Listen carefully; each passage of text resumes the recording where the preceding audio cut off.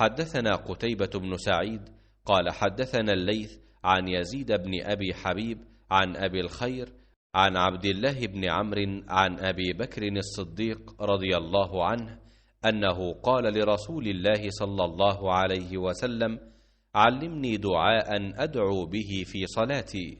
قال: قل اللهم إني ظلمت نفسي ظلما كثيرا ولا يغفر الذنوب إلا أنت فاغفر لي مغفرة من عندك وارحمني إنك أنت الغفور الرحيम।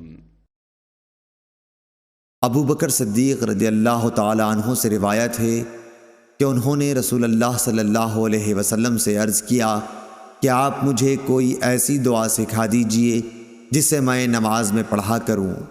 आपने फरमाया कि ये दुआ पढ़ा करो।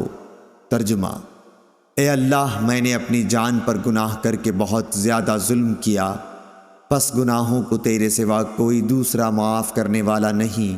मुझे अपने पास से भरपूर मग़फ़िरत अता फरमा और मुझ पर रहम कर कि मग़फ़िरत करने वाला और रहम करने वाला बेशक व शुबा तू ही है। सही बुखारी हदीस नंबर 834।